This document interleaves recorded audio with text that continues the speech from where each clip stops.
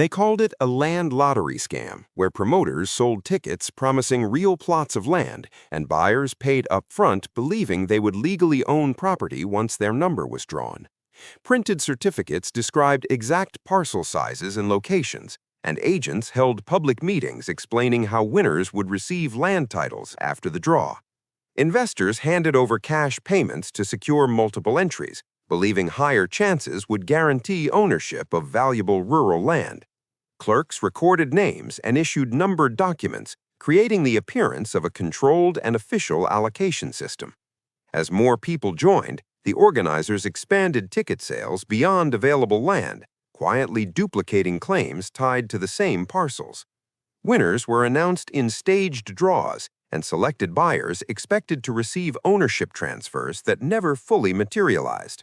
Some investors attempted to locate their assigned land plots, only to find overlapping claims or properties that could not be verified. Requests for official title documents were delayed, and agents continued collecting money while assuring the process was still underway. Conflicting ownership claims began to surface when multiple buyers presented identical parcel descriptions for the same land. Attempts to verify records exposed missing registrations, revealing that many of the promised land titles had never existed. What began as a structured land lottery quickly turned into a system where money moved in, but real ownership never moved out. In the early 1900s, in rural regions where land records were fragmented, ownership was often verified through paper documents and local registries rather than centralized systems. Large areas of undeveloped land were advertised as future agricultural or residential opportunities, attracting buyers who relied on written claims instead of physical inspection. Land ownership was commonly transferred through signed papers, and buyers trusted that registered descriptions matched real, measurable plots on the ground. Local offices maintained handwritten ledgers, and verification depended on clerks who manually recorded ownership details without cross-checking wider claims. Investors from towns and cities were drawn to these opportunities, believing rural land would increase in value as development expanded outward. Promoters understood that most buyers would never visit the land, and decisions were made based on documents, maps, and verbal assurances. Paper certificates became the primary proof of ownership, and possession of a document was often treated as equivalent to holding the land itself. Limited communication between regions meant duplicate claims could exist without immediate detection, especially when records were not centrally coordinated. Agents began positioning land access as a competitive opportunity, suggesting that availability was limited and demand was increasing rapidly. This environment created a gap between what was written on paper and what existed in reality, allowing claims to circulate without immediate verification. Buyers entered the system expecting clear ownership transfer, while relying entirely on the legitimacy of the documents they received. This gap between documentation and physical verification created the exact conditions that made the land lottery scam possible. As demand for affordable land increased, promoters introduced a land lottery scam model where access to plots was sold through numbered ticket entries rather than direct purchase. They advertised the system as a fair allocation method, explaining that each ticket represented a chance to secure ownership of a defined parcel of land. Printed brochures listed specific land regions, plot sizes, and potential future value, creating the impression that all land had already been identified and reserved. Agents organized public gatherings where they explained that instead of competing in direct sales, buyers could enter a draw to win legally assigned property. Each ticket was priced at a fixed amount, and buyers were encouraged to purchase multiple entries to increase their probability of securing land. Money was collected up front, and receipts were issued alongside printed participation certificates referencing the lottery structure. Promoters emphasized urgency, stating that available land was limited and that once all tickets were sold, no further opportunities would be offered.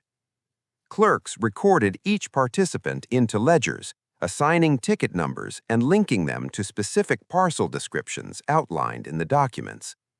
The system created the appearance of controlled distribution, where land ownership would be allocated transparently through scheduled draws. Behind the structure, promoters realized that ticket sales could exceed the actual number of available plots without immediate detection. The more participants entered, the more money flowed in, while the actual land pool remained fixed and insufficient to cover all claims. This imbalance between tickets sold and land available became the core opportunity that allowed the land lottery scam to expand. Promoters structured the land lottery scam so that each ticket was linked to a written description of a specific parcel, and buyers believed that a winning number would convert directly into legal ownership. Clerks prepared printed certificates listing plot size, location references, and a corresponding ticket number, creating a tangible link between the buyer and the promised land. At public events, agents displayed maps and marked parcels, explaining how each numbered entry would be matched to a defined section once the draw was completed. Money was collected in cash or direct payments, and receipts were issued immediately, while ownership transfer was delayed until after the lottery results were announced. The same parcel descriptions were quietly reused across multiple certificates, allowing different buyers to hold documents claiming rights to identical pieces of land. Draws were conducted in controlled settings where selected numbers were announced, and winners were told their ownership would be processed through administrative steps. Clerks updated internal ledgers to reflect these outcomes, but these records were not cross-verified against external registries or actual land availability. Buyers were instructed to wait for formal title documents, which were said to require additional verification and processing time. Meanwhile, new rounds of ticket sales continued, using the same pool of land descriptions to generate further revenue from new participants. The system relied on the delay between payment and verification, ensuring that money entered the system long before ownership could be challenged. By the time multiple claims existed for the same parcel, the records were already fragmented across documents, receipts, and internal ledgers. This mechanism allowed the land lottery scam to operate as a controlled transaction system where money was processed efficiently while ownership remained unresolved. As initial draws concluded without immediate complaints, promoters expanded the land lottery scam into new regions, introducing additional ticket batches tied to the same underlying parcels. Agents were deployed to nearby towns, holding new meetings and presenting earlier draws as proof that the system was functioning and that ownership transfers were in progress. Printed materials were reused with minor changes, and parcel descriptions were duplicated across different batches without updating availability. Money collection increased as repeat buyers entered again, believing prior delays were administrative rather than structural issues within the system. Clerks continued issuing certificates and recording transactions, but internal ledgers grew inconsistent as multiple entries referenced identical land plots.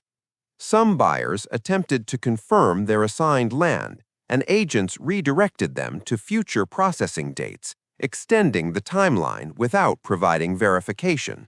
The delay between payment and ownership became longer, but promoters used staged updates to maintain confidence among participants.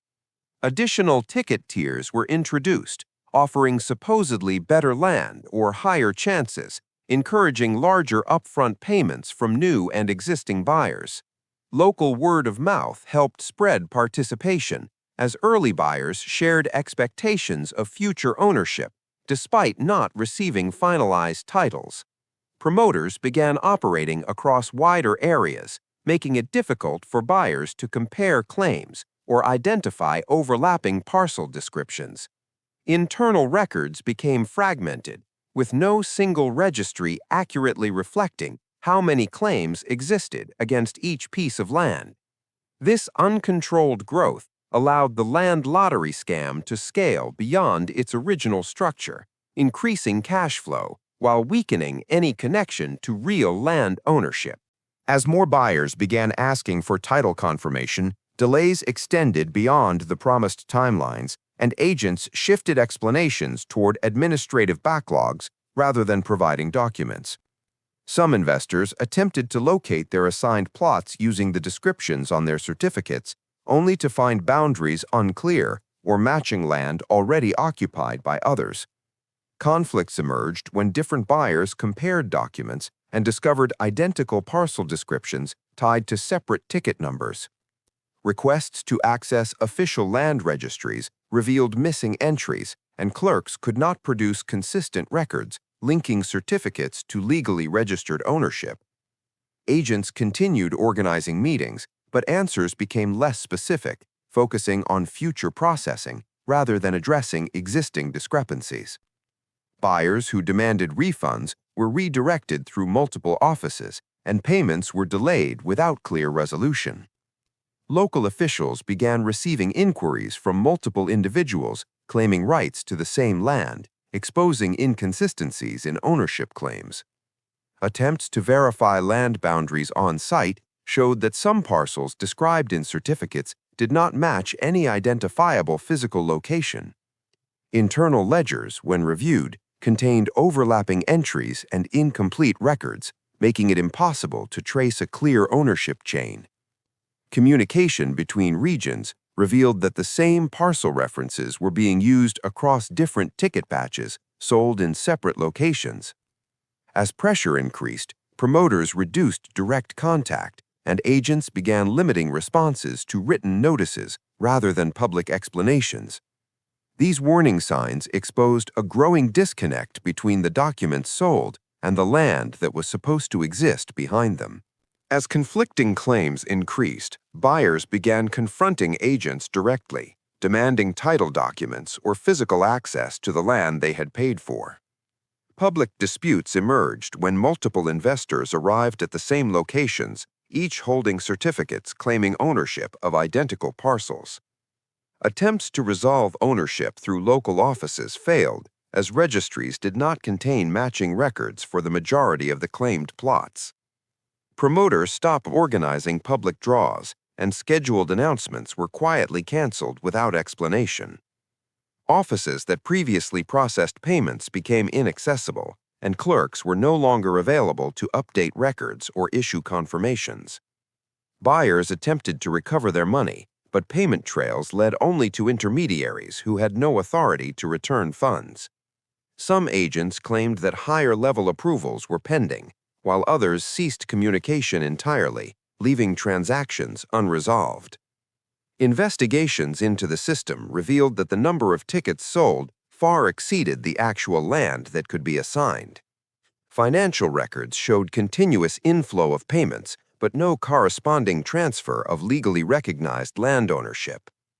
Efforts to pursue legal action were limited by incomplete documentation, making it difficult to prove ownership or enforce claims. The structure that once appeared organized broke down as verification attempts exposed the absence of real transferable assets. The land lottery scam collapsed when buyers realized that money had been collected systematically, but ownership had never been delivered. The land lottery scam followed a repeatable pattern where access to ownership was sold through documents rather than verified through physical control of land. Promoters separated payment from verification, allowing money to enter the system immediately while ownership checks were delayed. Buyers relied on printed certificates as proof, treating documents as equivalent to real assets without confirming legal registration. The use of lottery structure created perceived fairness, masking the fact that allocation depended on a limited and often non-existent land supply. Clerks and agents reinforced the system by recording transactions, giving the appearance of legitimacy through structured documentation. The absence of centralized verification allowed duplicate claims to circulate without immediate detection. Delays were used as a control mechanism, preventing buyers from identifying conflicts until the system had already expanded. Money moved through clear transaction channels, but ownership did not move through legally recognized systems. The collapse occurred only when verification was attempted at scale, exposing conflicts that could no longer be managed internally. This pattern shows that when ownership is represented only by documents without independent verification, the system itself becomes the scam. The same structure can reappear in different forms whenever access to assets is sold without direct validation of underlying ownership. The lesson remains consistent. When money is exchanged for claims that cannot be independently verified, the system itself becomes the scam.